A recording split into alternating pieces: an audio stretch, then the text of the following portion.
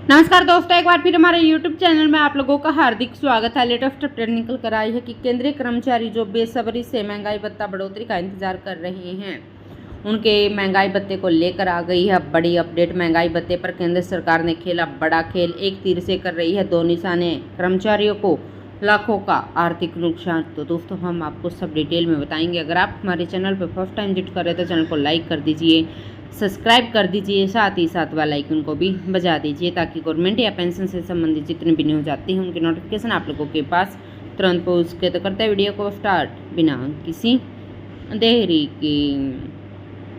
दोस्तों जो लाखों केंद्रीय कर्मचारी है महंगाई भत्ता बढ़ोतरी का इंतजार कर रहे हैं, अब उनका महंगाई भत्ता 50% हो गया है।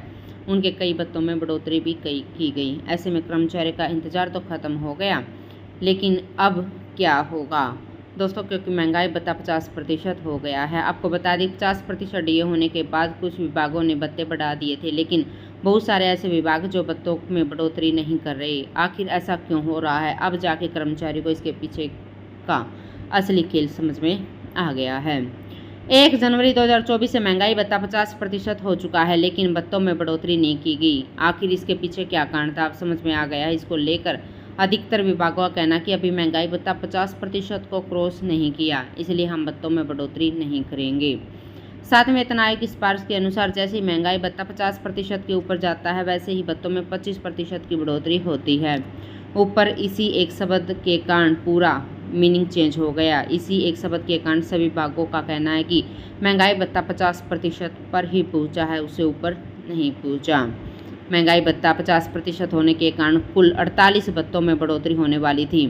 एचआरए, बाल शिक्षा भत्ता, hostel subsidy, tough location allowance, बहुत सारे ऐसे भत्ते थे जिनमें बढ़ोतरी होने वाली थी। महंगाई भत्ता 50% होने के बाद ग्रेजुएटी की लिमिट 20 लाख रुपए से बढ़ाकर 25 लाख रुपए कर दी गई थी, लेकिन इस आदेश को भी वापस ले लिया गया। आपकी जानकारी के लिए बता दें कि ईपीएफओ की तरफ से एक आदेश जारी कर दिया गया जिसमें ग्रेजुएटी की लिमिट 20 लाख रुपए बढ़ाकर 25 लाख रुपए कर दी गई थी, लेकिन कुछ दिनों के बाद ही आदेश को वापस ले लिया गया।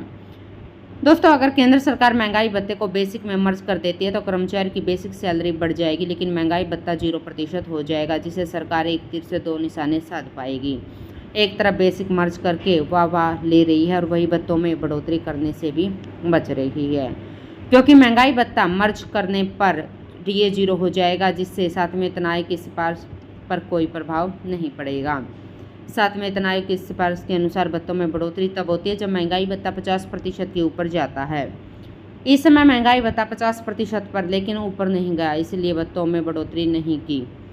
वहीं पे जुलाई से डीए मर्ज करने पर महंगाई भत्ता 0% हो जाएगा। डीए 50% के ऊपर जाने का झंझट खत्म हो जाएगा और सरकार भत्ते देने से बच जाएगी।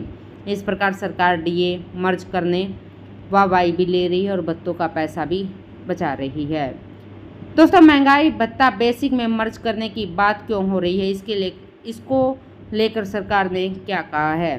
दोस्तों आपको बता दें कि महंगाई भत्ता आपका एआईसीपीआई के आंकड़ों के हिसाब से बढ़ता है, लेकिन 2 महीने से एआईसीपीआई के आंकड़े जारी नहीं किए गए, इसलिए उम्मीद की जा रही है कि महंगाई भत्ता जुलाई से बेसिक में मर्ज हो जाएगा। ऐसे में मर्ज होने के बाद असली खेल शुरू होगा।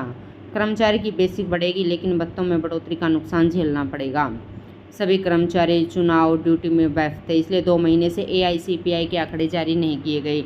चुनाव खत्म होते ही आंकड़े जारी किए जाएंगे। अब ऐसे में 4 जून तक कर्मचारियों को इंतजार करना पड़ेगा।